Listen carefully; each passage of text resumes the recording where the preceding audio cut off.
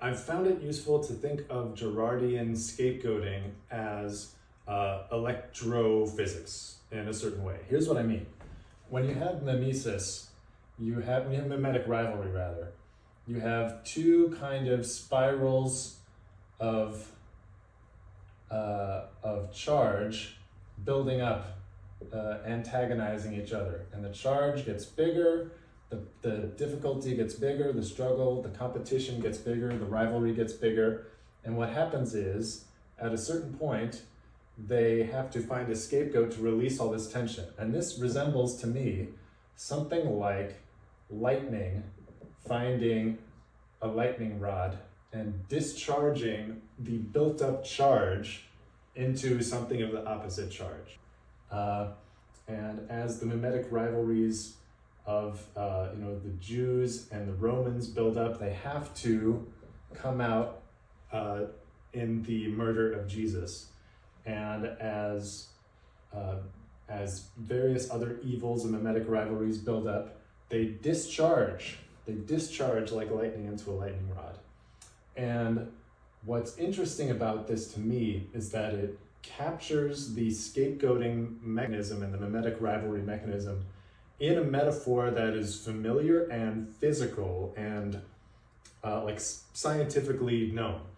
And another way that this strikes me is, as a Jew, a lot of Jews, since the destruction of the temple in 70 AD, have wondered, we are supposed to be God's chosen people.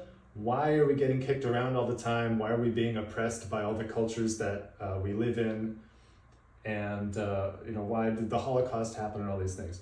So the Jews, being God's chosen people, end up being treated collectively in the same way that Jesus was treated personally.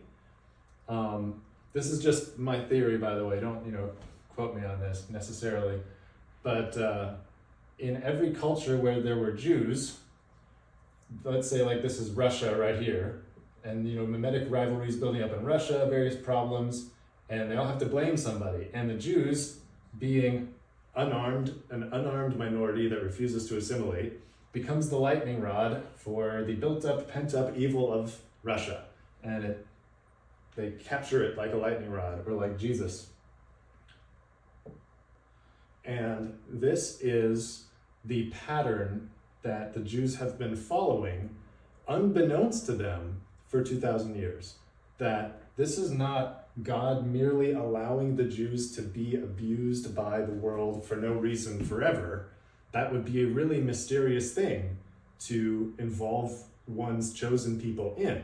What God is really doing, I think, is treating the Jews collectively like he treated Christ personally, in ensuring that his chosen people, like their Messiah, are the lightning rod for the evils of the world.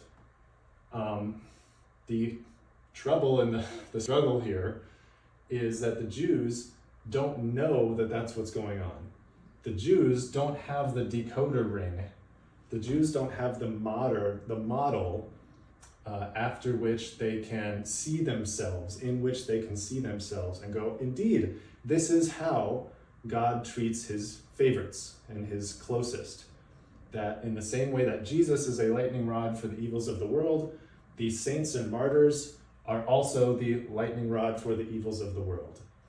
Whenever martyrs get killed, there's some kind of pent-up charge being discharged through them, and what makes them martyrs and what often converts their attackers, their murderers, is their absorption, their grounding of this evil into themselves, into God, so that it doesn't have to recoil on them in some kind of divine justice.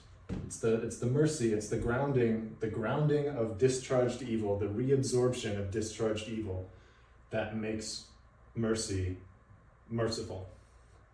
So that's my thought about Girardian scapegoating mechanisms and martyrdom as electricity, as electrical discharge, and also a theory about Jews conforming unbeknownst to themselves to the image of Christ, their Messiah. hope you enjoyed this. God bless you, and please let me know what you think in the comments.